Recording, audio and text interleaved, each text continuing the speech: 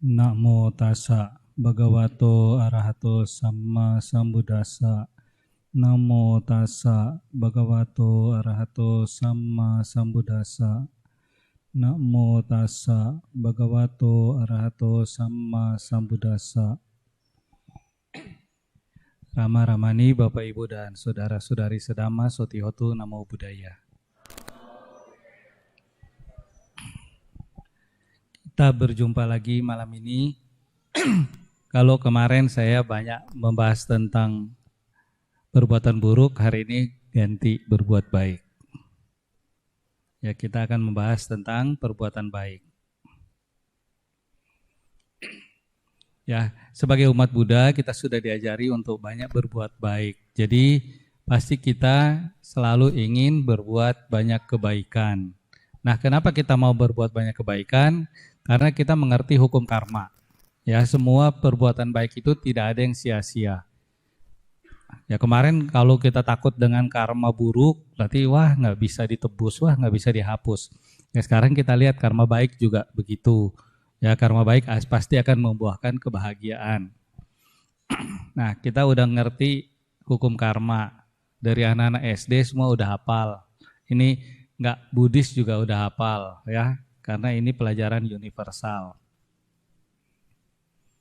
Nah, ini juga kemarin kita udah lihat Sang Buddha memberikan nasihat jangan berbuat jahat, dan yang kedua adalah perbanyaklah kebajikan.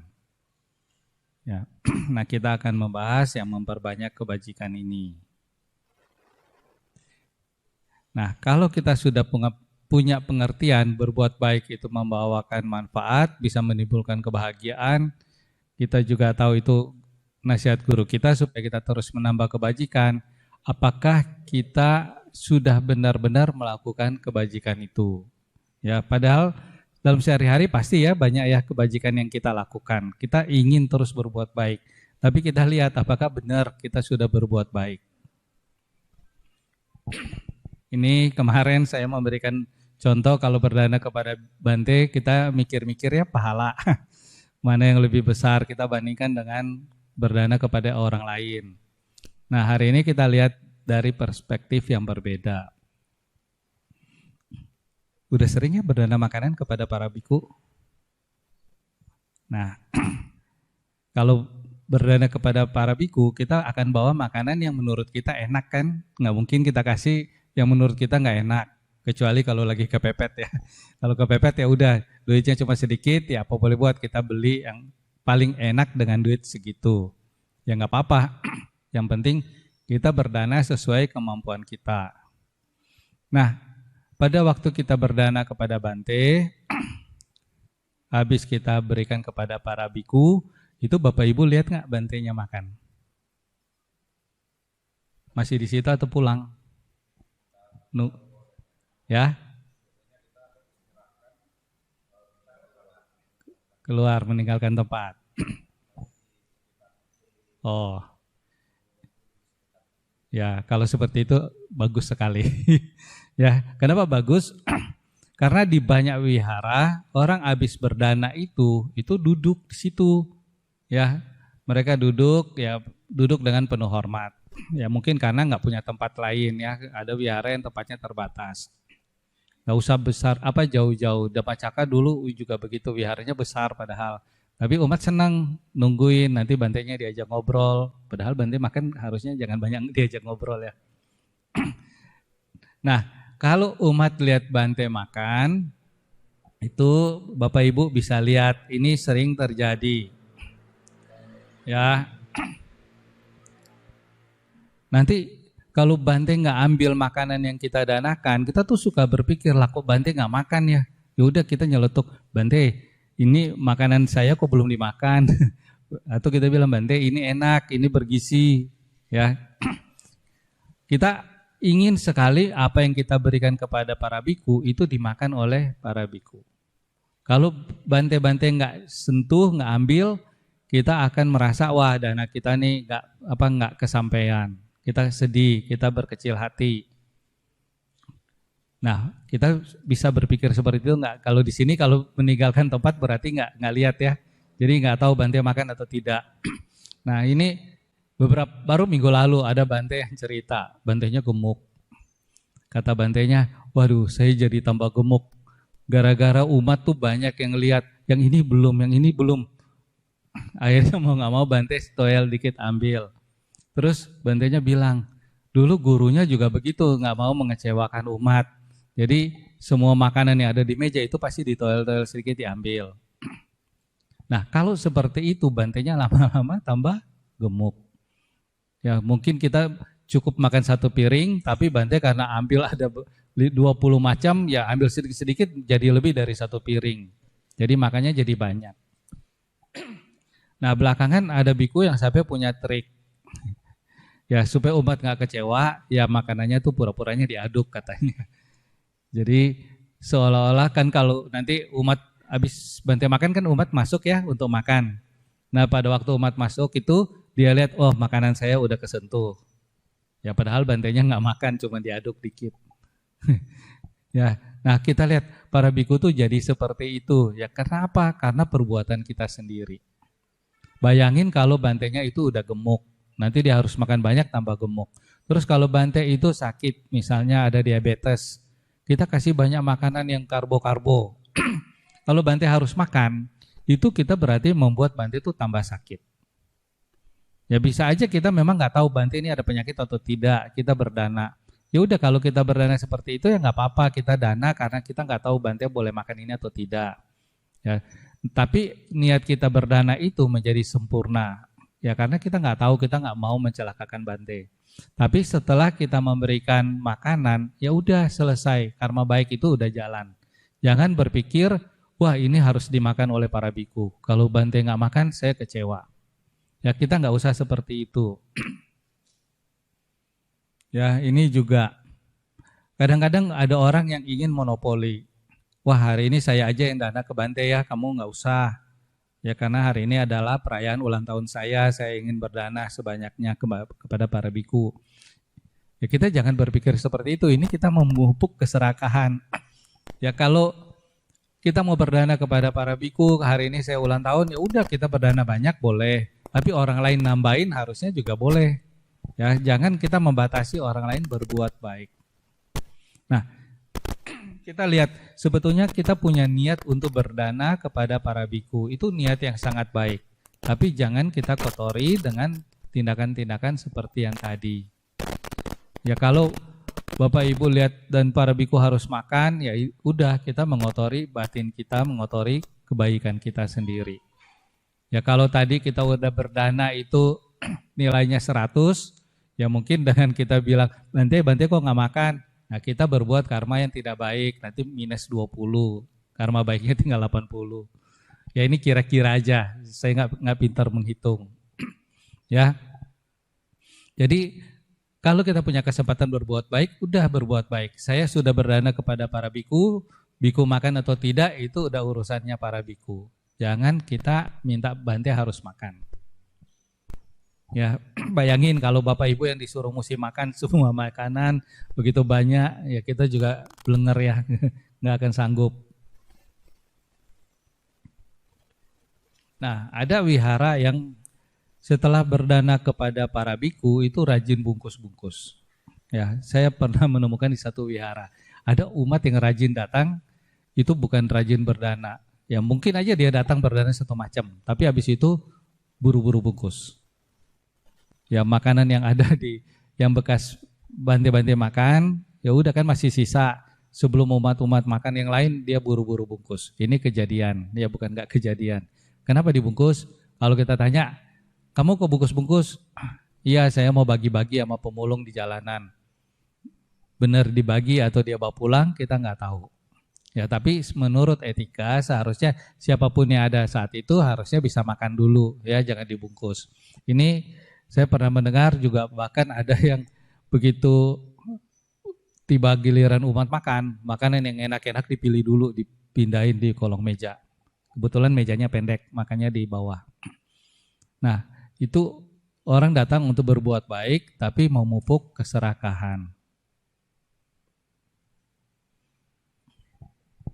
Ini juga, ini adalah perbuatan baik ya, mungkin kita sering lakukan. Di sini sering function. Sering ya. Nah, melepas makhluk hidup yang sudah terkurung, memberikan kebebasan itu adalah kebajikan. Belum lagi kalau kita datang ke restoran ya, live seafood, kita beli aja ikannya. Ikan yang udah mau dipotong kita beli, kita bebasin. Nah, itu juga karma baik. Tapi nanti restorannya marah ya. Lah, saya kan jualnya ini untuk dimasak supaya kamu beli lebih mahal, masa beli ikannya doang. Tapi ada teman-teman yang seperti itu, datang ke restoran beli ikannya sengaja untuk dilepas. Nah, kalau kita melepas itu adalah karma yang baik. Tapi kita lihat akhirnya banyak orang memanfaatkan kebaikan umat Buddha. Ya, di wihara banyak yang berdagang burung. Ini salah apa tidak? Ya, antara salah dan tidak. Tapi banyakkan salahnya. Ya, kenapa salah? Karena dia tuh karena umat di wihara sering beli, ya dia jadi rajin untuk menangkap burung. Ya, dia rajin nangkap burung berarti makin banyak burung yang tersiksa, makin banyak burung yang menderita. Karena apa? Karena umat Buddha mau lepas. Nah, kita mau berbuat baik, tapi kita beli-beli di samping wihara, itu akan membuat si tukang burung ini makin rajin menangkap. Gimana caranya supaya perbuatan baik kita ini tidak menimbulkan penderitaan pada makhluk-makhluk lain? Ya udah, Bapak Ibu datang ke pasar burung, nggak usah pesan, nggak usah order. Datang di tempat yang biasa menjual burung, kita beli, kita lepasin. Toh kalau kita beli seperti itu, burung-burung itu nggak ditangkap karena kita mau beli. Ya memang pekerjaan mereka tukang nangkap ya udah. Tapi bukan karena orang wihara sering lepas burung, makanya mereka nangkap-nangkap. Nah, di wihara juga ada, kan kita sering lepas nih. Begitu dilepas burungnya kan namanya baru dikurung, itu kan nggak kuat terbang, banyak yang jatuh. Saya pernah lihat itu akhirnya ada kucing-kucing yang makan burungnya. Akhirnya burungnya kita lepas mati. Atau kalau enggak, burung itu nanti ditangkap lagi ya masih penjual. Nanti dia jual lagi ke orang yang lain. Ya, kita harus bijak-bijak. Ini kalau kita lihat ini kan orang melepas burung begitu banyak. Kadang kita galang dana untuk melepas makhluk. Galang dana untuk melepas burung, melepas ikan, itu karma yang baik. Tapi kita lakukan enggak dengan cara yang baik? Sekarang kita dapat dana nih, gara-gara mau galang dana kita terkumpul 10 juta. Kalau 10 juta beli ikan berapa banyak ekor? Ya, satu mobil bak kali ya 1 juta. Nah, akhirnya kita pesan sama tukang burung. Besok bawain ya bawa burung atau ikan. Misalnya kita ke tukang ikan nih, kita ke pasar. Besok kamu bawain ya ikan, saya mau beli 1 juta. Itu dapat berapa kilo ya. Nanti orang itu tuh akan cari ikan, dia pesan, dia menangkap untuk kita. Jadi kita mau bebasin atau kita yang membuat ikan-ikan itu ditangkap. Ya begitu juga burung. Ya, kita datang ke tukang burung, ke pasar burung, kita pesan. Besok saya mau pesan burung 200-300 ekor. Nanti tukang burung itu akan rajin mencari burung-burung ditangkap-tangkapin. Ya jadi kita jangan seperti itu. Kalau mau menggalang dana, ya udah galang dana, beli di pasar. Kalau memang kita nggak bisa beli seharga 10 juta, ya udah kali ini kita beli 1 juta dulu. Minggu depan kita lepasin lagi 1 juta. Ya nggak usah dipaksakan harus banyak dan kita menyuruh orang untuk menangkap burung-burung itu. Nah kalau seperti ini, kita mau membebaskan burung atau kita mau membuat burung-burung itu menderita. Dulu saya juga baru kepikir, ada Bante yang bilang, kan kita lepasin burung tuh, kita beli burungnya itu terkurung, terus di dalam mobil mungkin ketutup ya, oksigennya kurang. Nah kita kalau mau lepas tuh cobalah kasih minum dulu, kasih makan dulu. Jadi burung itu punya tenaga baru bisa terbang lagi. Jangan kita main lepas. Nah kalau kita lepas ikan, kan kita beli ikan 1-2 kilo, itu kan dibungkus ya dengan plastik, dia kurang oksigen. Itu begitu kita lepas, itu kadang tuh ikannya tuh masih mabok-mabok. Ya coba kita buka dulu biar dia bernapas lega, apa semua baru kita lepasin. Jadi jangan membuat binatang yang kita lepas itu menderita. Nih kita lihat ya, ini juga banyak sekali ikan dilepas. Makanya kita kadang-kadang mau gaya-gayaan berbuat baik, tapi kita membuat binatang tuh menderita. Ini juga dulu pernah kita sering melepas di sebuah danau. Nah karena penduduk lihat di danau ini sering orang melepas ikan, itu jadi akhirnya mereka jadi nunggu. Begitu orang lepas langsung buru-buru ditangkepin. Akhirnya ya udah kita kalau lepas udah nungguin aja agak lama sampai ikannya itu udah berenang agak jauh baru tinggalin tempat. Kalau enggak ikannya masih mabok-mabok, udah penangkap-penangkap ikan lain datang untuk ambil. Ya kita harus pintar-pintar. Nah kita lihat berbuat baik yang lain lagi. Melakukan puja adalah perbuatan baik. Tadi kita ke kelenteng juga ya. Tapi kelenteng sini lilinnya sedikit. Di Jakarta kalau Bapak Ibu lihat tuh bisa banyak-banyak gini. Bisa lebih jauh lebih banyak. Ya, ini kalau makin banyak lilin berarti makin banyak orang yang punya niat berbakti, orang yang melakukan puja. Tapi apakah benar seperti itu? Ya, kalau Bapak Ibu menyumbang lilin di wihara, nyumbang lilin yang harganya mungkin 10 juta, 20 juta. Ya, kalau yang gede mahal. Sekarang kalau kita nyumbang lilin yang harganya 10 juta. Benar nggak kita berbuat baik menyumbang melakukan puja dengan nilai 10 juta? Ya, ada yang bisa jawab? Benar, kita lakukan itu untuk puja sebesar 10 juta. Ya. Mungkin kita sepenuh hati untuk melakukan puja. Tapi pada waktu kita puja itu kita berdoa. Semoga para dewa mengabulkan permintaan saya, semoga proyek yang harganya 100 juta ini lancar. Ya, kita punya iming-iming. Dulu saya ketemu seorang biksuni, dia yang cerita perumpamaan ini. Katanya orang pasang lilin gede-gede. Mungkin nyumbangnya 2 juta, tapi minta rezeki yang nilainya 20 juta. Nah, itu berarti kita tuh tidak melakukan puja sepenuh hati. Ya, kita kasih puja, tapi kita minta para dewa itu bekerja untuk menguntungkan kita. Pintar ya manusia. kita ngerjain dewa. Dengan modal 2 juta, kita minta proyek yang nilainya 20 juta. Nah, itulah kita. Nah, coba kalau kita menyumbang, kita melakukan puja, ya udah niatnya puja. Gak usah punya iming-iming, gak usah berdoa macam-macam. Kalau berdoa ya semoga keluarga saya selamat, sejahtera, bahagia, ya udah cukup. Gak usah harus minta proyeknya jalan. Ya.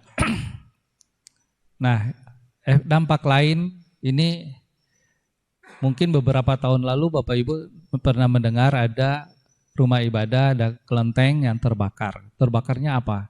Karena apa? Karena lilinnya ini banyak benar. Ya begitu banyak umat yang ingin melakukan puja, begitu banyak umat yang ingin melakukan kebajikan, nyumbang lilin tuh banyak sekali. Dan lilin ini kalau udah berdekat-dekatan itu apinya tuh besar. Api yang besar itu bisa membakar, memanasi lilin yang di samping. Ya akhirnya kelentengnya kebakar. Nah itu bukan cuman kelenteng. Wihara kita, Wihara Theravada pernah juga terbakar gara-gara lilin. Ya pada saya lupa sekitar 10 tahun lalu. Di sebuah Wihara Theravada itu menggalang dana dengan menjual lilin teratai. Ya di tahun baru menjual lilin teratai, siapa yang mau puja ya membayar mungkin 50.000 atau berapa saya lupa. Nah tapi lilin itu ditata di altar ya seperti tempat begini. Ini karena banyaknya umat yang berdana, lilinnya itu disusun nempel-nempel. Akhirnya lagi puja itu kebakar, membakar tembok. Temboknya rusak, padahal temboknya ada ukiran. Nah kita lihat banyak orang mau berbuat baik, tapi berbuat baik itu nggak mikir bahwa perbuatan baiknya itu bisa membawa dampak. Ini kalau kita punya orang tua, udah punya penyakit, macam-macam. Kita sebagai anak wajib mengingatkan supaya mama, papa jangan makan berlebihan. Nanti bisa merusak kesehatan. Ya. Nah, kalau kita mau ingetin papa mama, ya kita harus pakai bahasa yang sopan. Karena mereka tuh orang tua. Ya. Kita jangan menegur dengan cara yang kasar. Kita carilah cara yang halus. Ya kita bilang, "Ma, kalau mau makan boleh, tapi ya secukupnya aja. Nanti ini kan masih banyak nih anak-anak, nanti bisa makan, jadi kita makan rame-rame." Ya kita cari jalan macam-macam. Jangan kita bilang, "Wah, kemarin baru periksa kolesterol, udah tinggi-tinggi, masih rakus kayak gini." Ya, kita niatnya baik, mau menasihati orang tua, tapi lakukanlah dengan kalimat yang baik. Jangan pakai kalimat yang tidak baik. Kalau kita menggunakan kalimat yang tidak baik, ya kita bukan berbuat baik, tapi kita berbuat baik dan berbuat tidak baik. Jadi dua karma.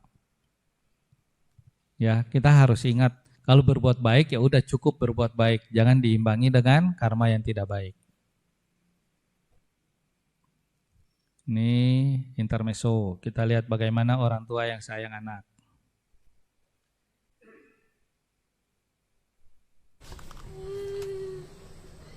Lo kenapa? Hah? Siapa yang bikin? Siapa yang bikin? Mobil lagi. Mobil itu nanti potong dia kaki-kaki dan parang nanti tuh. Kok siapa yang bikin? Ada yang kibit kok. Ya dia nanya siapa yang bikin anaknya nangis. Hah? Kok kenapa menangis? Tadi Bu Guru pukul saya. Bu Guru pukul kok. Wow, kurang aja dia belum tahu ini kah? Dia belum tahu Bapak, hah? Bapak ini dulu mantan preman. Dia belum tahu kah? Mantan preman, nih, ini nih, sini. Tunggu ya, ambil parang dulu,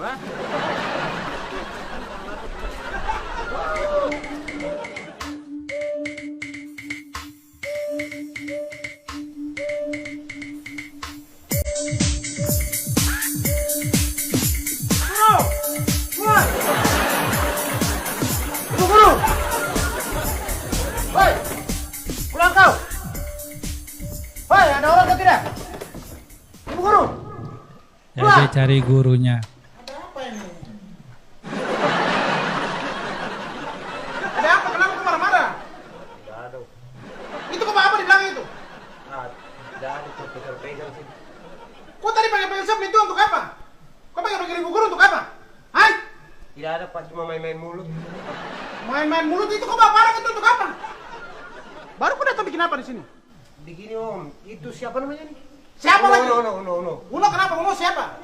Itu anak laki-laki di rumah, katanya ibu guru bilang ada kerja bakti di sini, mana? Ada kerja bakti di mana? Di sini kah atau di mana? Iya, ibu ada istirahat.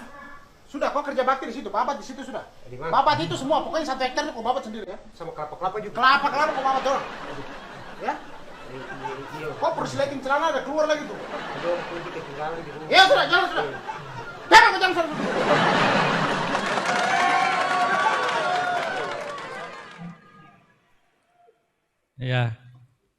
Ya kita lihat ya sekarang orang tua tuh sayang anak seperti ini. Pernah kita analisa nggak, kita juga sebetulnya sayang banget ya sama anak. Kalau dilihat pendidikan sekarang, orang tua tuh memang sayang banget sama anak. Kalau anak itu di sekolah melakukan kesalahan, dihukum guru, mungkin disetrap, ya anaknya pulang, orang tua yang balik datang ke sekolah marah-marah. Ya, sekarang udah nggak zamannya begitu, mendidik anak harus gini-gini, orang tua bisa marah-marah. Ya, jadi ini wujud kasih sayang orang tua kepada si anak. Tapi apa dampaknya? Ya, sekarang ini banyak generasi yang mentalnya makin lembek. Zaman dulu waktu kita masih kecil, mungkin guru pukul, ya orang tua di rumah masih bilang, nah kamu makanya jangan melakukan hal itu di sekolah. Tapi coba kalau sekarang dipukul guru, orang tua yang datang balas ngamuk. Nah karena sudah berubah kebudayaan, sekarang anak dididik dengan lembut, akhirnya banyak anak-anak tuh yang tidak tahan mental. Ya bukan berarti anak itu harus dipukul-pukul ya, tapi ini dampak dari terlalu memanjakan, terlalu sayang, akhirnya sekarang anak-anak itu menjadi tidak tahan. Saya di kantor tuh berapa kali, banyak karyawan muda-muda, karyawan sekarang pintar-pintar, dibanding dulu memang yang sekarang lebih pintar. Karena sekarang ini otaknya lebih cerdas. Kalau dulu kita mungkin makan tahu tempe, ya anak-anak sekarang udah makan keju, makan telur, makan semua macam yang bergizi. Jadi pasti lebih pintar. Terus mereka hidup dengan kemajuan teknologi yang jauh lebih baik. Nah itu membuat anak-anak sekarang tuh jauh lebih pintar daripada orang tua di masa lalu. Tapi mentalnya tuh berubah. Anak-anak muda yang bekerja sekarang coba ditegur, dimarahi. Begitu ditegur, dimarahi, langsung resign. Nggak mikir dia harus cari duit, nggak mikir cari pekerjaan tuh susah. Ya saya mengalami ini banyak, ini bukan cerita bohong. Ya di kantor tuh ada beberapa karyawan yang seperti itu yang muda-muda. Gampang banget minta resign, cuma gara-gara ditegur. Jadi melakukan kesalahan pun nggak boleh ditegur, yaitu karena pola didik yang sekarang ini, ya kalau anak salah ya nggak boleh dimarahi. Akhirnya ya berubah. Nah itu adalah wujud sayang orang tua yang akhirnya membuat mental si anak jadi tidak terlatih.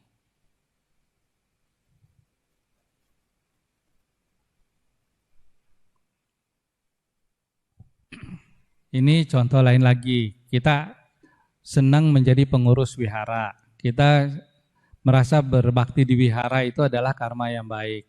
Ya, kalau punya kesempatan saya ingin menjadi pengurus wihara. Ya, datang ke wihara, mempersiapkan waisak, mempersiapkan kegiatan macam-macam, ya itu adalah karma yang baik. Tapi kita mesti waspada karena niat baik ini kadang-kadang terlalu besar. Saking besarnya kita tuh tidak mau kalau posisi kita tuh diganti. Ya, nanti yang dulu urus konsumsi itu bertahun-tahun, 10 tahun, 20 tahun tetap konsumsi terus. Ya kenapa dia harus bertahan di situ? Ya karena dia punya niat baik, ingin membantu wihara. Saya punya keahlian di konsumsi, ya udah saya di bidang konsumsi. Tapi akhirnya kita jadi melekat di situ, kita nggak membuka kesempatan ke orang lain. Kalau ada generasi-generasi baru yang mau masuk ke wihara, mau jadi bagian konsumsi, kita tuh nggak akan bisa menerima dengan mudah. Ya, ini di banyak wihara saya lihat ya ada kecenderungan seperti itu. Yang sudah punya jabatan itu ogah diganti. Ya, karena dia ingin berbuat kebaikan. Kalau kita tanya sama dia, ya saya ingin berbuat baik. Saya ingin supaya wihara ini lebih terjamin. Kalau ada konsumsi yang lebih baik. Ya, kalau ada kegiatan, ya saya bisa urus puja bakti, ya saya urus puja bakti. Nah, dia ingin membuat puja bakti itu acaranya bagus. Ya itu positif. Tapi kalau sampai kita menutup kemungkinan orang lain untuk mengabdi, yaitu kita udah melakukan karma yang tidak baik. Jadi niat kita mengabdi menjadi terkotori.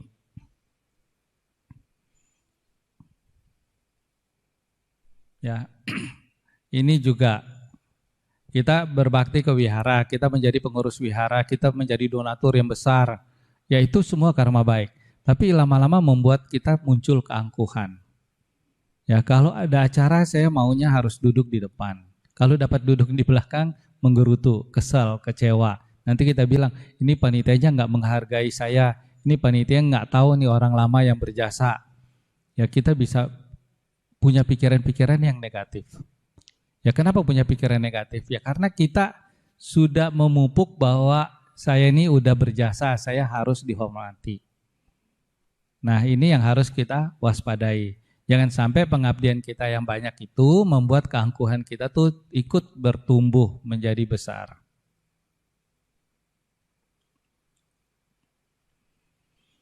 Ini juga sering kita alami, ada donatur-donatur yang mungkin duitnya banyak, ya kalau menyumbang ya jumlahnya gede-gede, pasti panitia senang ya.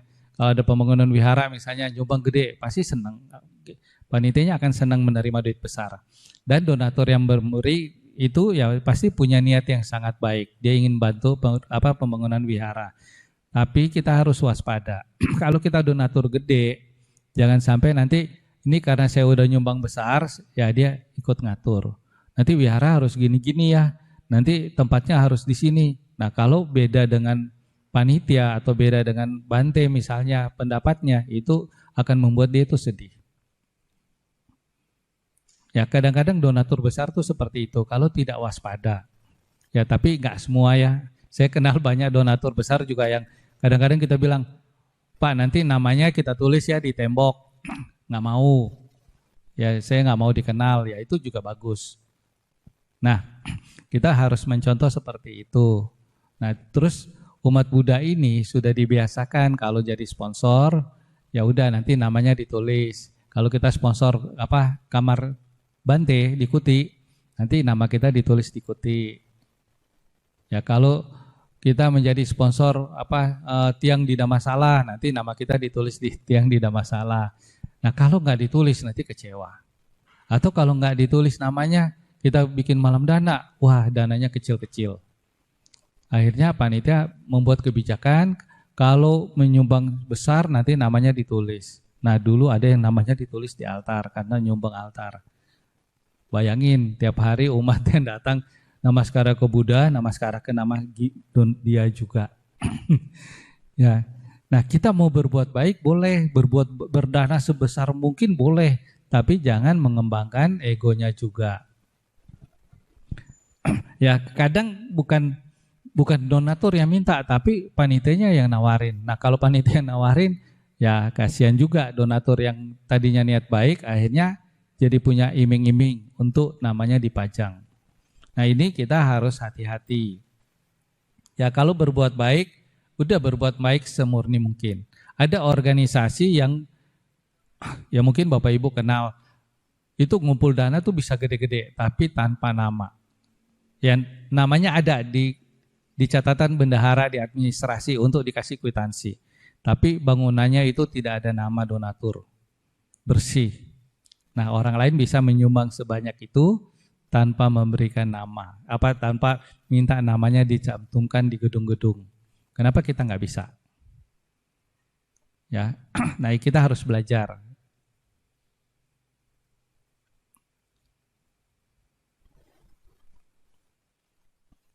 Ini kalau kita mau mencetak buku dhamma. Mencetak buku dhamma itu adalah perbuatan yang sangat baik.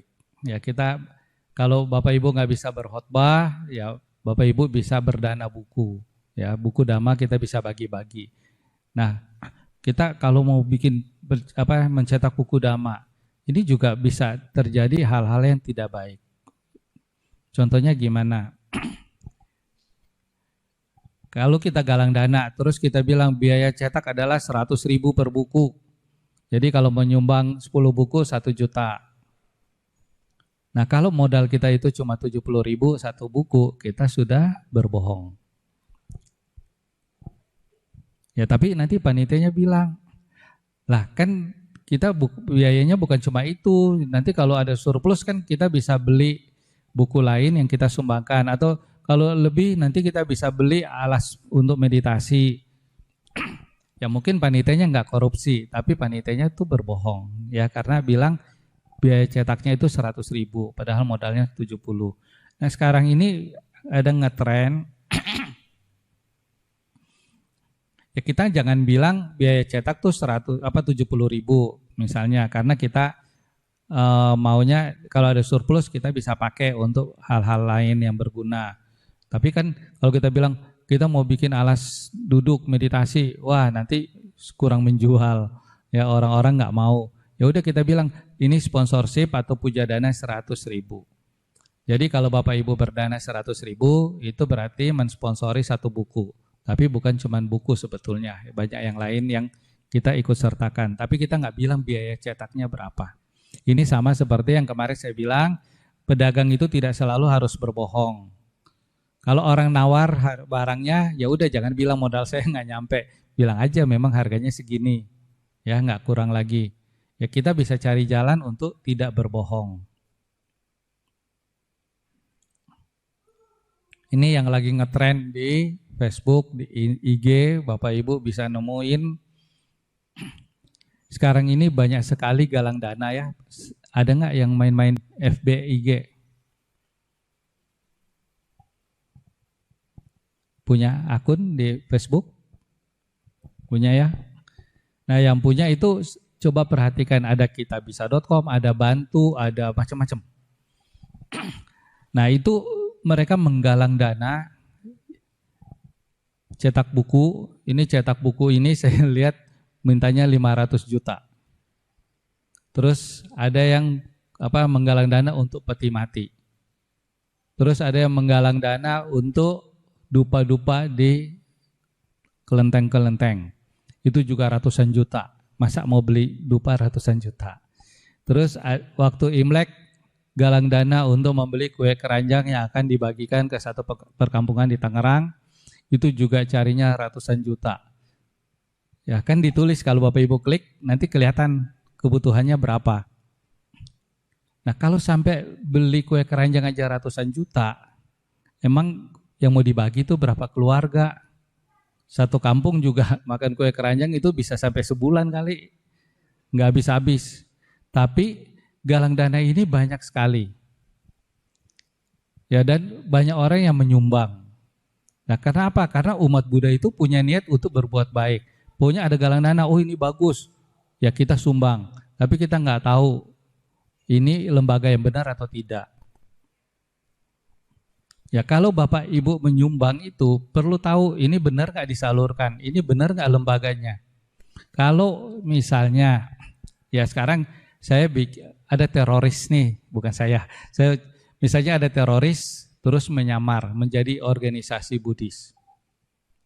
Terus dia pasang di medsos-medsos seperti itu, dibantu, di Kitabisa, di macam-macam dah. Terus dia bilang, ini menggalang dana untuk peti mati. Nah, kita rame-rame ya nyumbang. Nanti orang itu dapat duit banyak, dia pakai untuk keperluan teroris, kita mana tahu.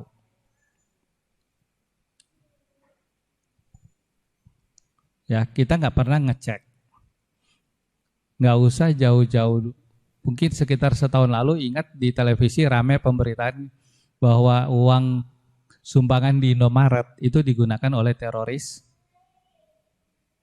Pernah dengar? Ya, itu siapa yang menyangka? Kan di Indomaret, di Alfamaret itu kan banyak ya kotak amal. Tulisnya untuk yatim piatu ini, untuk yatim piatu apa, untuk panti asuhan mana. Tapi itu begitu sempat digerebek dan ketahuan itu untuk teroris, pendanaan teroris. Hasilnya tuh bisa miliaran. Miliaran tuh dalam waktu satu hari apa sebulan deh. Punya banyak banget. Nah itu kita nggak sadar kita menyumbang untuk membantu kejahatan. Nah niat kita tuh baik, tapi dipakai untuk kejahatan karena kita nggak mau waspada. Nah kalau ada seperti ini ya Bapak Ibu boleh menyumbang, tapi harus tahu benar nggak disalurkan. Ya cuma kalau sekarang ini saya banyak meragukan karena mereka tuh menyalurkan nggak diumumkan lagi. Dan lembaga itu kan gampang banget ya kasih nama generasi Buddhis Berau misalnya. Ya emang ada yang ngecek ke Berau ada organisasi kayak gini? Kan nggak ada. Nah itu banyak sekali dan kita harus hati-hati. Ini peti mati juga 1 miliar. Saya pernah mengamati satu organisasi mencari sumbangan. Itu dia menulis bukan dana, bukan berdana, tapi sumbangan. Nah di kalangan Buddhis itu kata sumbangan itu kan nggak pernah, hampir nggak pernah dipakai. Kita kan selalu menghimbau untuk berdana, bukan bersumbang. Nah tapi kalimat di situ seperti itu. Nah itu kita harusnya waspada. Ya.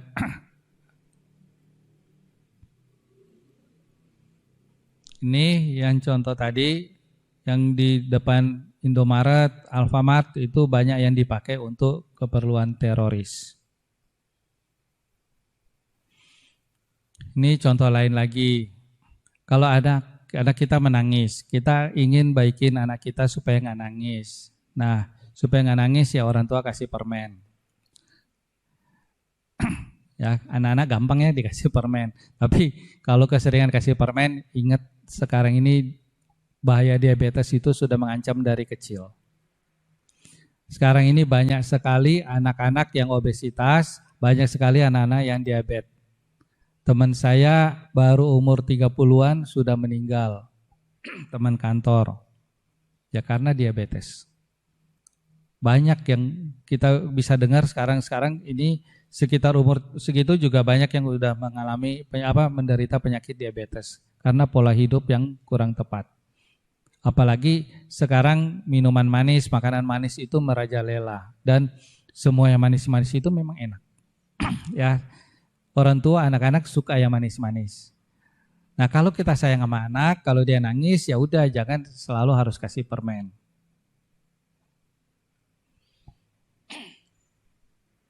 Ini problem yang suka ada di mana-mana. Orang tua kita sangat sulit ya untuk diajak ke wihara. Banyak sekali orang tua yang nggak mau ke wihara. Anak-anaknya udah rajin ke wihara, udah dengar dhamma, terus jadi tahu, wah kalau saya bisa mama saya bisa mendengar dhamma, dia bisa hidup lebih happy, dia bisa menuju ke alam yang jauh lebih baik nanti. Jadi kita ingin papa mama tuh ke wihara. Nah, kalau kita ingin papa mama ke wihara, ya kita jangan maksa ya. Gimana caranya kita bujuk dia? Ya kita harus cari jalan. Jangan kita bilang, "Ma, itu orang-orang udah pada ke wihara, ini mama udah tua kok nggak mau ke wihara." Ya, biasa orang nggak udah tua harus siap-siap.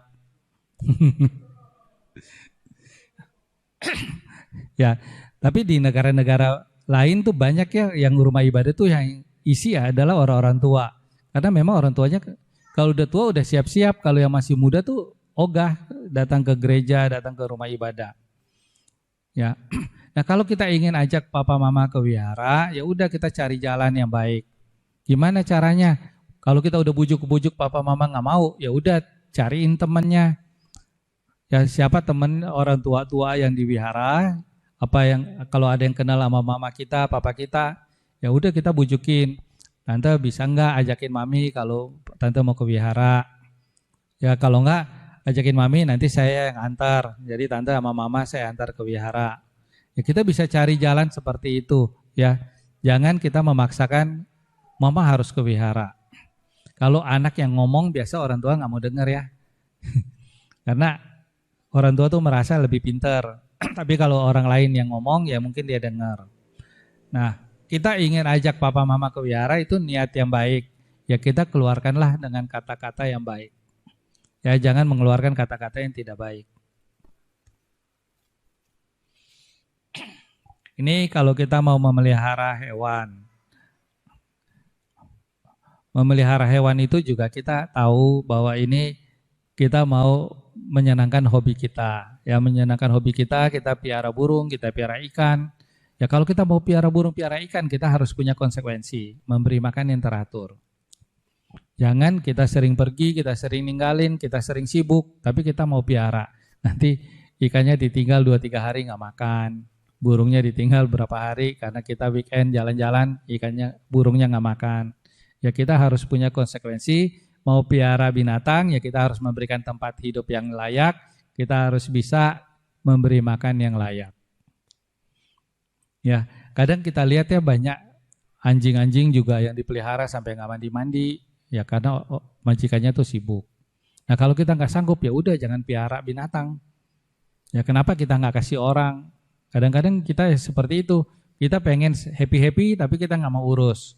Ya tapi banyak anjing-anjing yang disenengin ya sama majikan, sama yang pemiliknya. Itu anjing tuh bisa hidup jauh lebih layak ya daripada manusia. Pernah lihat anjing lebih layak dari manusia?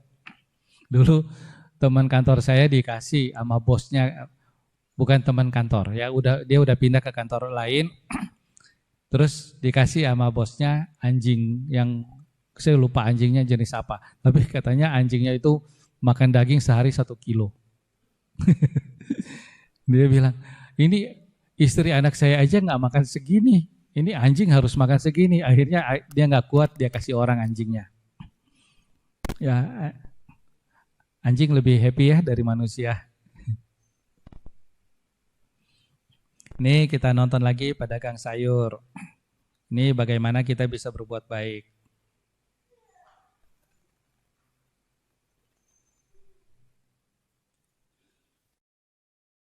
Para penonton yang bijak, terkadang saya merasa jengkel bila melihat orang yang menawar barang dagangan dengan tidak sepantasnya. Tentu kita semua ingin mendapatkan harga pembelian terbaik, bagus, murah, ada bonusnya. Tapi, apakah hal ini bisa diterapkan di setiap saat dan tidak peduli siapa penjualnya? Klip video berikut mungkin bisa menjadi inspirasi bagi kita semua. 老头儿，买多少钱呢？还6块钱一斤，老板。老头儿，这白不冻了吗？这不都啊？老晚了，早10点吧。这啥玩意儿啊？这都冻了，这吃不了啊。哎，老晚了，别提了，大冷天的也不容易。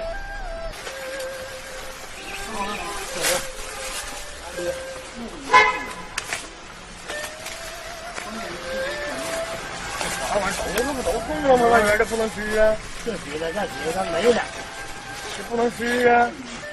那个4斤老晚上正好。够吗，老头儿啊？够4斤吗？这拿个梳吧，拿走了。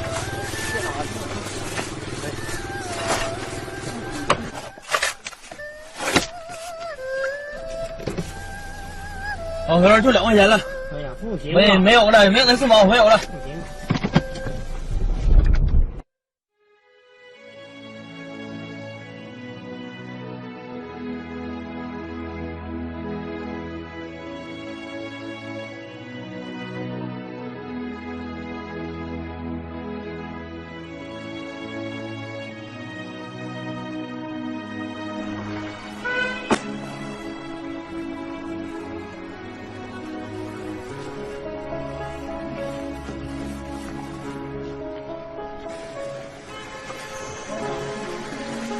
老爷，这白菜多少钱1斤呢？这都晚上了，大冷天的还卖呢？哎呀，天快黑了，给你5块钱1斤吧。都给我装上吧。这大冷天的，这你也不容易呀、咱都是老百姓。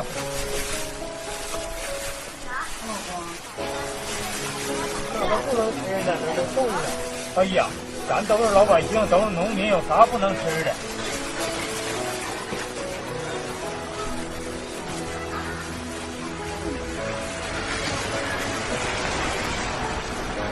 这天不冷了，别卖了。老师正好8斤呢，4块钱。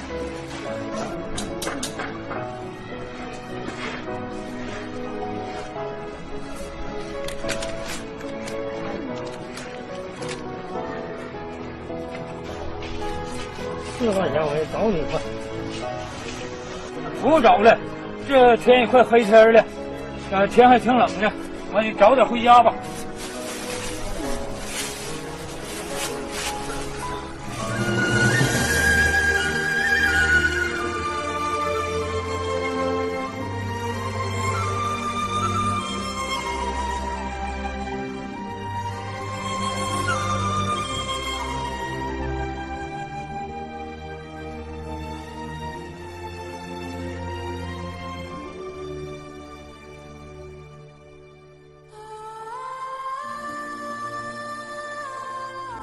当金钱蒙蔽双眼的时候，眼里只看到金钱、权力和地位。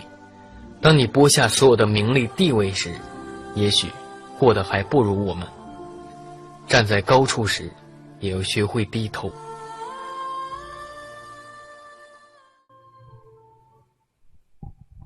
Ya, kita lihat orang itu nawar ya.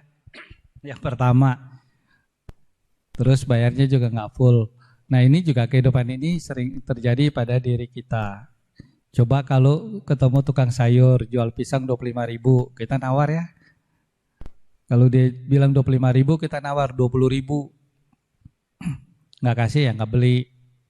Ya kita senang karena semua orang tuh senang menawar, dan kalau bisa goal tawarannya itu ada kepuasan dalam diri. Ya kadang cuma turun sedikit aja kita tetap ngotot mau nawar supaya kita merasa, wah ini udah lebih murah, udah sesuai yang saya mau. Kita punya kepuasan dalam diri. Tapi coba Bapak Ibu bayangin, di sini ada Starbucks nggak? Belum ada. Kentucky. Kalau makan di Kentucky berapa? 50.000?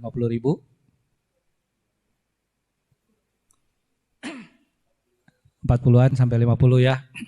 Kalau kita beli di Kentucky, kita nggak nawar kan ya? Nggak ada yang nawar-nawar. Kita ikhlas bayar, tapi coba kalau sama tukang sayur, biar 1.000-2.000 kita masih ngotot untuk nawar. Nah, padahal kita tuh kasihan sama tukang sayur. Wah, dia masih jualan sampai sore. Ya udah saya bantulah beli. Tapi waktu mau beli kita tuh terdorong untuk nawar ya sampai semurah mungkin. Ya, itu udah bawaan kehidupan kita. Kita pengen selalu kalau beli tuh harus nawar. Nah, cobalah kita lihat-lihat. Kalau memang orang itu untungnya gede, ya udah kita nawar ya bolehlah. Tapi kalau orang itu pedagang kecil, untungnya tipis, ya udah kita jangan terlalu banyak nawar. Karena bagi kita 1.000-2.000 itu mungkin tidak berarti, tapi bagi dia tuh berarti banget. Ya kita tawar sampai orang itu harus oke, ya kalau dia bisa untung 1.000-2.000 itu sangat bermanfaat. Tapi bagi kita 1.000-2.000 sampai di rumah juga kalau uang receh kita main taruh nanti hilang kemana-mana kita udah nggak tahu. Ya bagi kita nggak ada harganya, tapi bagi orang lain sangat berharga.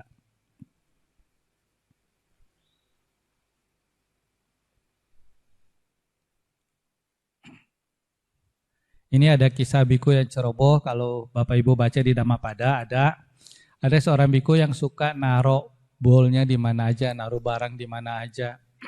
Ya, dia ambil barang mungkin dari altar, nanti dia taruh di mana, dibalikinnya. Dia nggak mau taruh lagi di tempat semula. Kemudian para biku lain nih merasa kesal lihat biku ini kok selalu gitu, udah diingetin nggak mau dengar. Kalau dikasih tahu dia bilang, lah saya kan nggak merusak barang-barang ini. Kalaupun rusak juga paling lecetnya sedikit. Ya dia selalu bela diri kalau ditegur sama para biku yang lain. Akhirnya para biku ini menghadap Sang Buddha dan mereka cerita kepada Sang Buddha bahwa biku ini selalu berbuat seperti itu. Nah, Sang Buddha memberikan nasihat, jangan meremehkan perbuatan buruk walaupun kecil dengan berkata bahwa perbuatan buruk itu tidak akan membawa akibat. Bagaikan sebuah tempayan yang terisi penuh oleh air yang jatuh setetes demi setetes, demikian pula orang bodoh, sedikit demi sedikit memenuhi dirinya dengan perbuatan buruk. Jadi kita jangan menganggap, ini perbuatan buruk yang kecil, ini perbuatan yang tidak baik yang kecil. Ya, kalau kita meremehkan seperti itu, ya satu waktu perbuatan-perbuatan buruk itu akan penuh seperti air yang jatuh setetes demi setetes ke dalam sebuah tempayan. Nanti perbuatan buruk kita akan jadi banyak, itu akan jadi habit dan kita akan susah untuk menghilangkannya. Kalau masih awal-awal kita gampang buang, tapi begitu udah jadi kebiasaan, kita akan susah untuk buang sifat-sifat atau perbuatan buruk kita.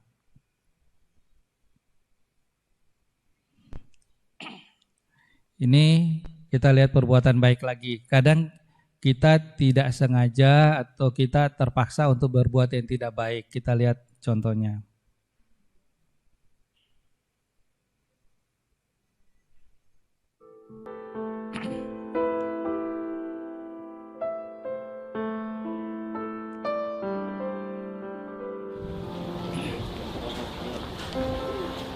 Ini ada tukang bakpao dan anak ini mencuri bakpaonya.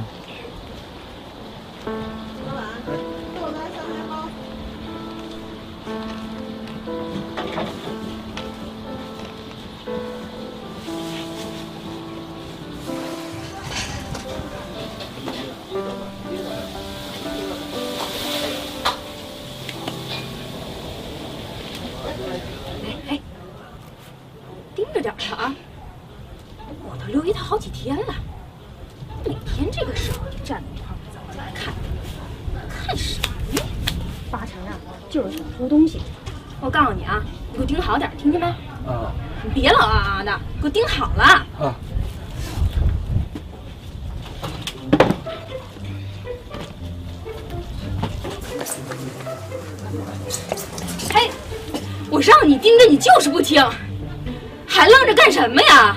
快点去追呀！快点去呀！快一点！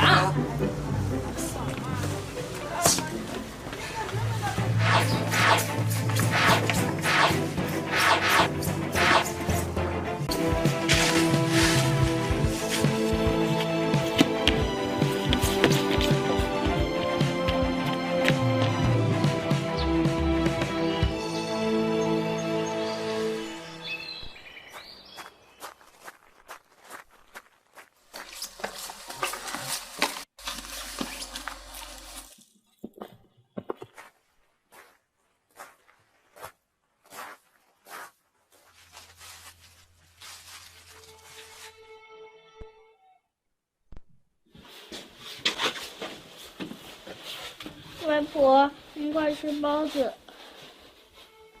你这手怎么了？没事，外婆，你快吃包子吧。包子？这包子哪来的？外婆从小就教你，做人可以穷，但是不能没有骨气，不能偷别人的东西，你都忘了？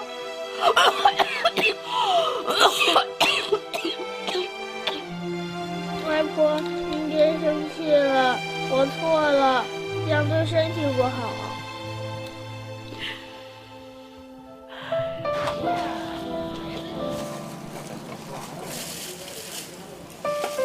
买包子，热乎乎的包子。买包子，热乎乎的包子。外婆，我饿了，我要吃包子。Ini cerita sebelum kejadian tadi.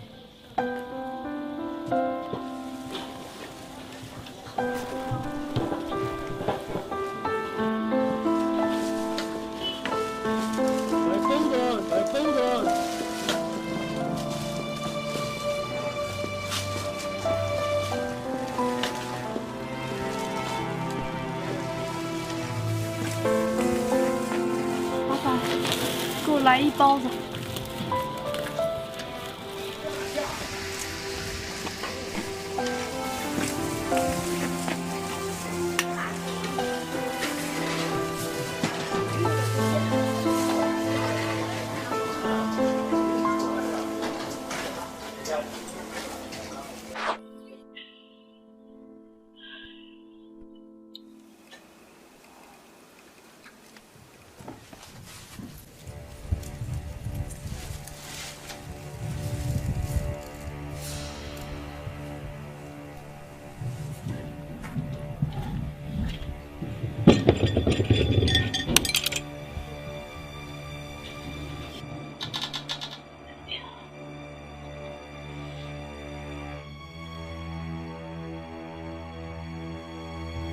请问你是？你好，老人家，我是你外孙子的老板。这几天店里生意比较忙，我正愁着没人手帮忙了，正好这孩子来找工作，就在店里这一帮就帮了1个星期，干得挺好的。这不临走这工资都忘了拿，还得我亲自给你送过来。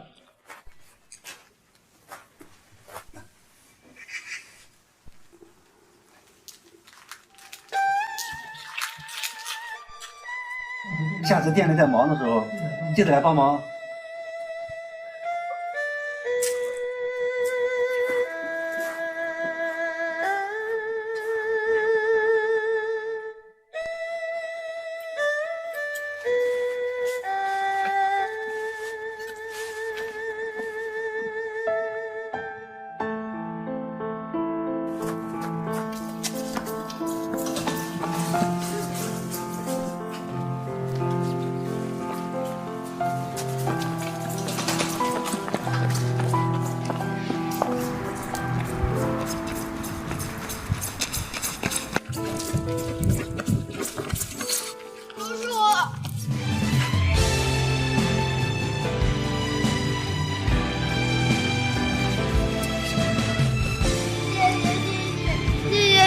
所做的一切，真的，爷爷，外婆她得了癌症，可能要是你今天是来要检看我，她肯定会被我活活气死的。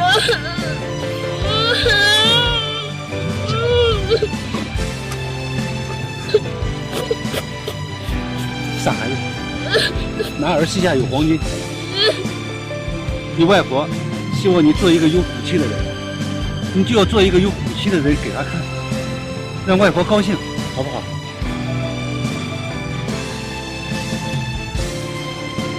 我钱不能要还。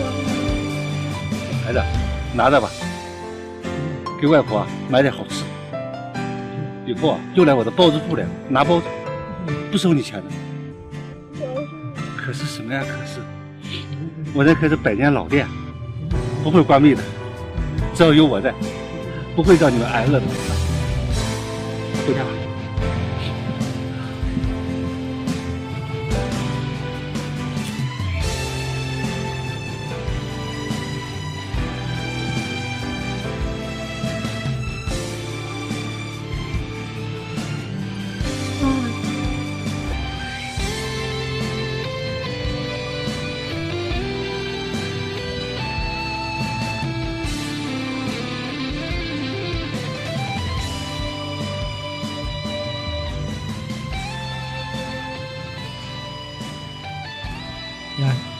Kita lihat di video ini banyak kebaikan yang terjadi. Ya, si nenek meskipun uangnya pas-pasan karena cucunya pengen bapau, akhirnya dia juga beli ya, dia kasih ke cucunya. Terus waktu dia sakit, cucunya ini ingin berbakti. Neneknya nggak bisa cari duit buat makan, dia ingin cari makanan buat neneknya, tapi dengan cara mencuri. Nah, pada waktu terjadi pencurian itu, neneknya tetap marah. Nggak boleh semiskin-miskinnya mereka, tetap tidak boleh melakukan pencurian. Yaitu prinsip yang sangat baik dari si nenek. Ya, dia tetap mengajarin anaknya jangan sampai berbuat yang tidak baik. Terus si ayah, si pedagang bapau, itu juga setelah dia tahu kejadiannya, untung dia pintar ya jawabnya. Dia bilang, ini anak ini tadi kerja di tempat saya, jadi ini upahnya tadi dia lupa bawa pulang, ini saya bawa. Jadi tidak mau membuat si anak itu malu. Ya, jawabannya bagus banget. Nah, kita lihat untuk berbuat baik itu tidak mudah, ya. Itu kalau ada kondisi seperti itu ya semua kebaikan itu bisa bergulir. Terus si anak diajari meskipun sesulit apapun jangan berbuat hal yang tidak baik. Ya, kita harus menambah kebaikan dan tidak berbuat yang tidak baik.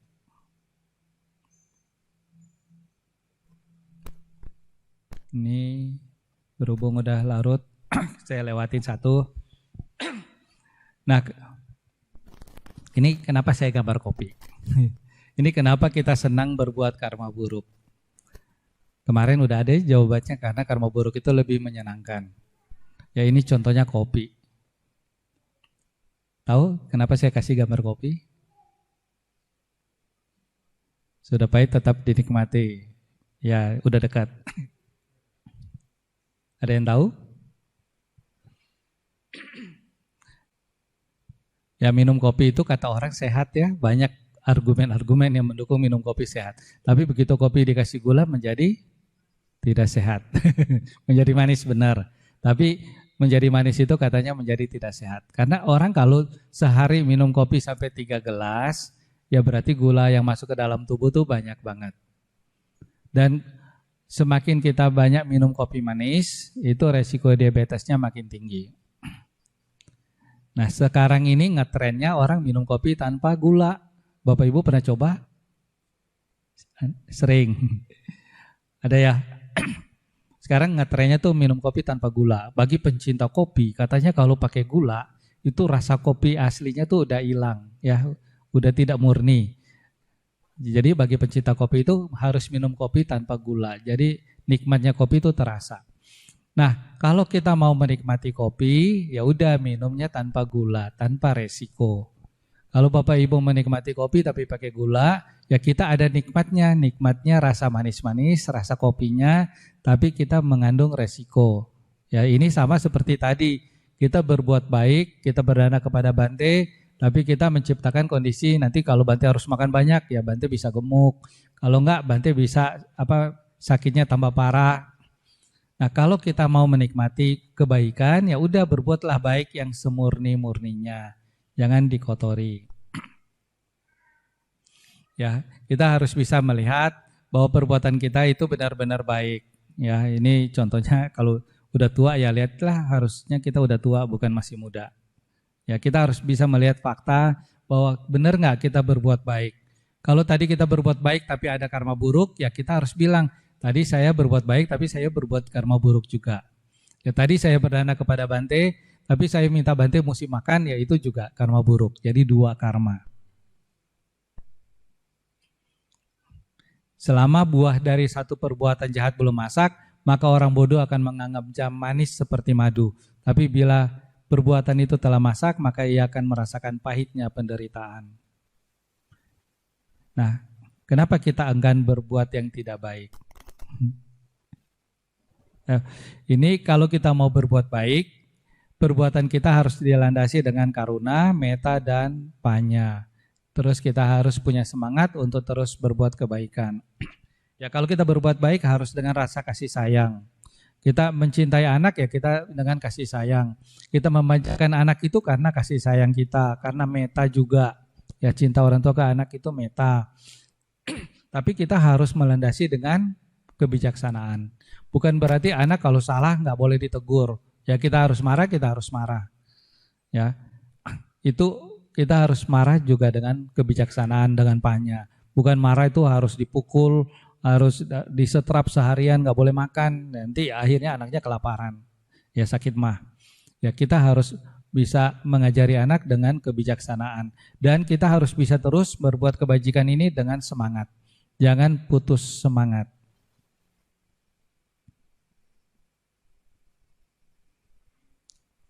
Ini kalau kita berbuat baik dengan tulus, maka kita akan panen buah karma baik yang tulus.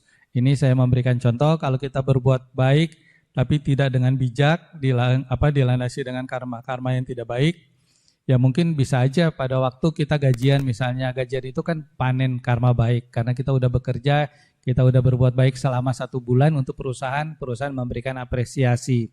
Nah kalau Bapak Ibu selama ini juga tidak melakukan hal yang baik, ya mungkin pada waktu kita gajian kita mengalami musibah. Saat kita panen karma baik, kita misalnya sepeda motor bocor, ya kita harus keluar duit.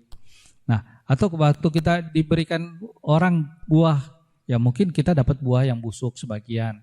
Ya kita akan panen juga karma yang tidak baik. Ya, ini kesimpulannya bahwa berbuat baik itu sangat baik, tapi berbuat baik dengan bijaksana jauh lebih baik. Jadi jangan cuma berpikir yang penting saya berbuat baik. Ya, saya berbuat baik harus dengan langkah-langkah yang bijaksana.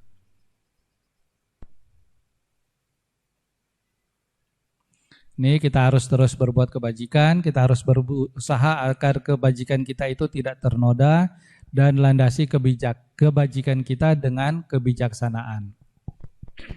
Bapak Ibu datang ke wihara udah dengan niat yang baik.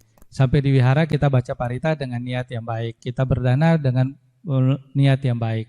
Ya kalau sampai di wihara ya udah lupakan semua yang dendam, kebencian sama teman, lupakan semua masalah.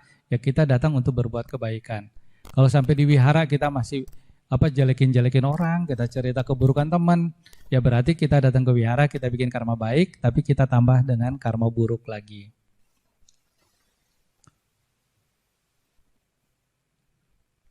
Ini terakhir saya kasih video rangkuman dari tahun ke tahun tentang ITC. Yang kemarin kita udah nonton yang versi panjang. Ini dari tahun ke tahun.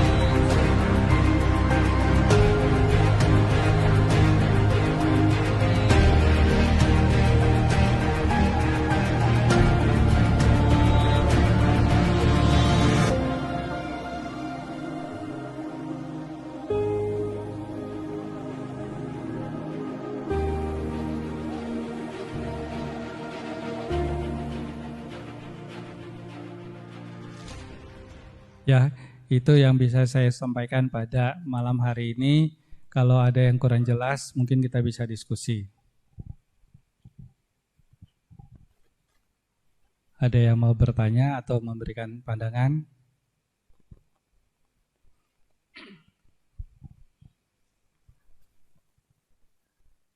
Ya, kalau nggak ada, saya akhiri sampai di sini. Akhir kata saya mengucapkan selamat menyambut Hari Trisuci Waisak. Semoga kita bisa mempersiapkan diri kita untuk menyambut 3 peristiwa yang luar biasa. Umat lain tidak punya Trisuci Waisak. Kita punya 3 hari suci yang terjadi pada hari yang sama. Inilah kebanggaan kita umat Buddha. Jadi jangan sampai Anda melewatkan peringatan Hari Trisuci Waisak, ya terutama di wihara ini. Terima kasih. Sotihotu Namo Buddhaya.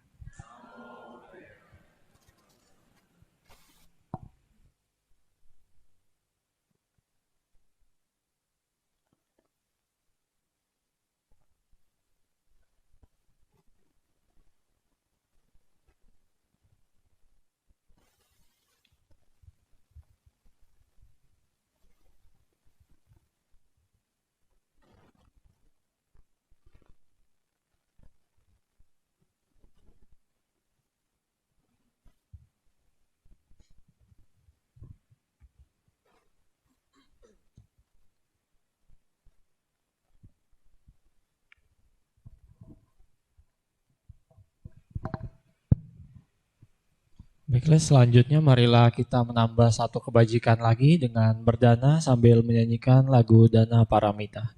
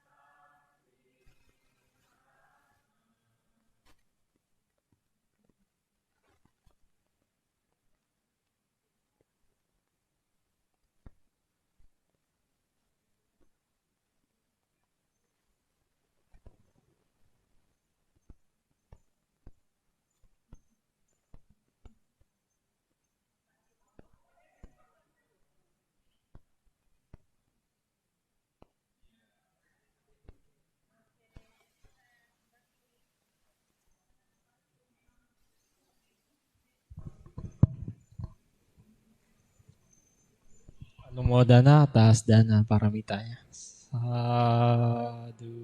sadu, sadu.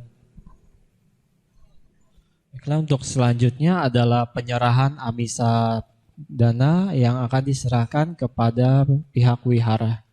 Untuk perwakilan dari keluarga saya persilakan.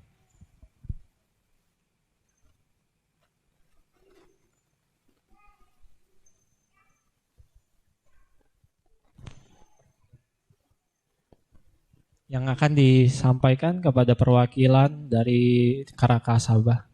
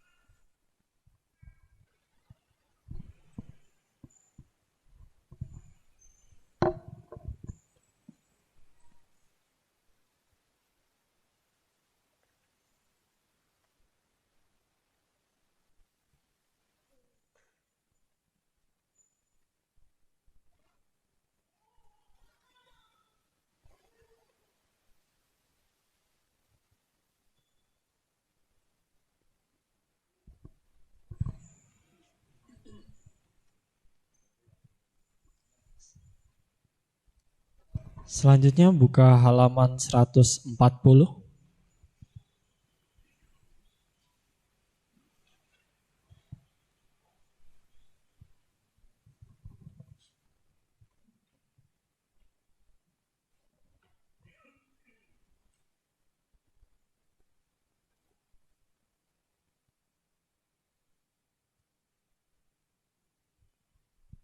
Untuk di baris bawah Imang Rakantu Petakang kita ganti dengan Ime Rakantu Petake yang ada di catatan kaki di bawah.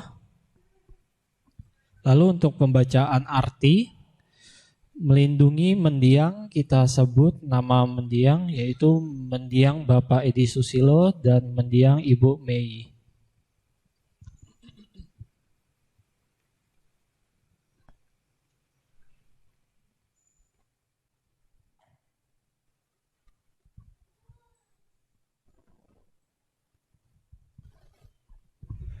Handamayang eta watatia dipati danang karomase.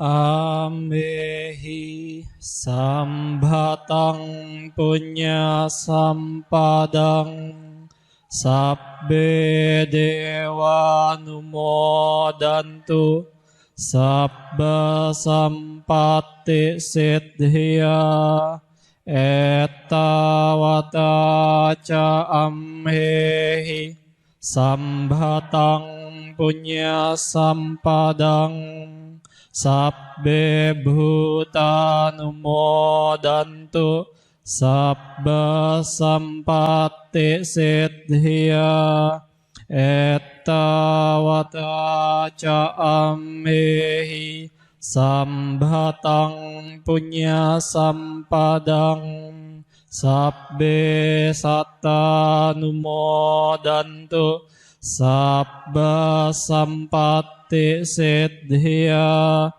idang wonyatinang hotu Sukita hontu nyatayo idang wonyatinang hotu sukita hontu nyatayo idang wonyatinang hotu sukita hontu nyatayo akasatha cabhumatha dewa naga mahiddika penyang tang anumoditwa ime rakhantu petake akasatha cabhumatha dewa naga mahiddika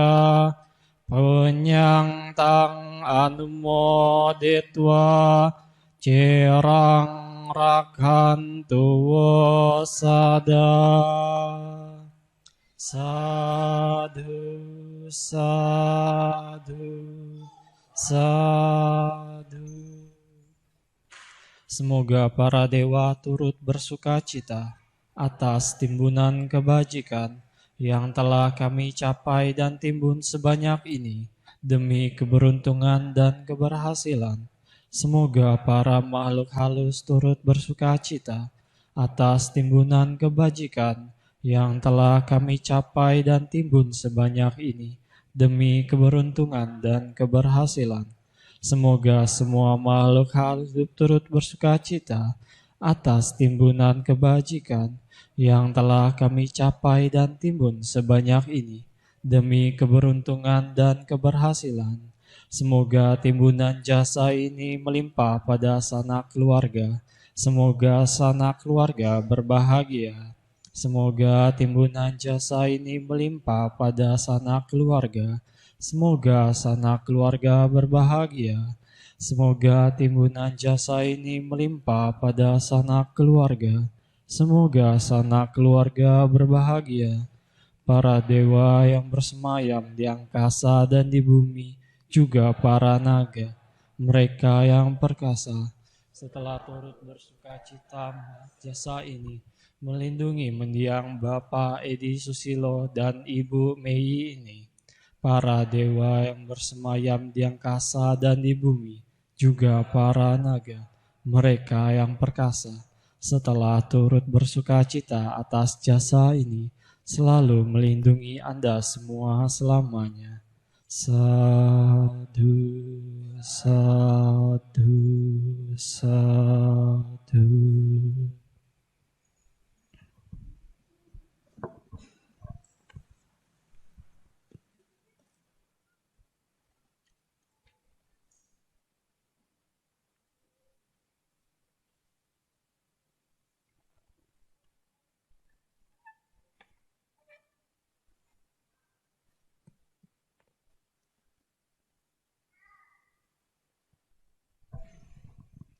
Marilah kita tutup puja bakti pada malam hari ini. Arahang Sama Sambuddho Bhagawa.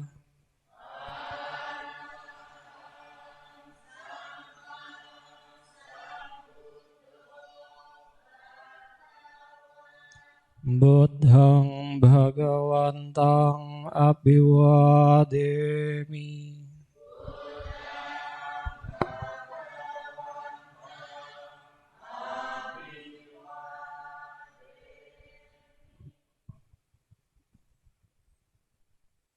Swakhato Bhagavata Dhammo.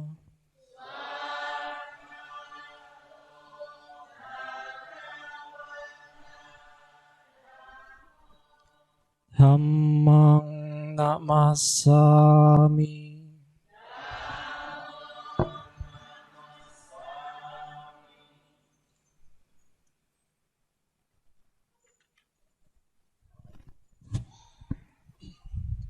Supatipanno Bhagavato Sawaka Sangho.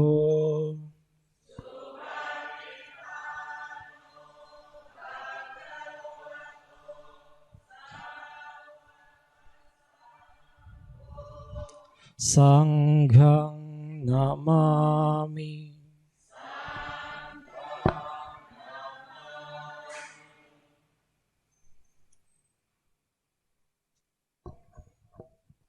Demikian puja bakti pelimpahan jasa yang telah kita lakukan bersama-sama. Semoga dapat melimpah kepada mendiang. Semoga mendiang dapat terlahir di alam yang lebih baik. Sabbe sata bhavantu sukhitata. Semoga semua makhluk hidup berbahagia.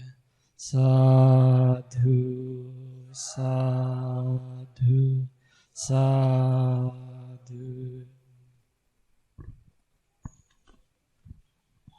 Untuk acara selanjutnya adalah penyerahan cindera mata yang akan diwakili oleh Ketua Karakasaba kepada Romo Tony.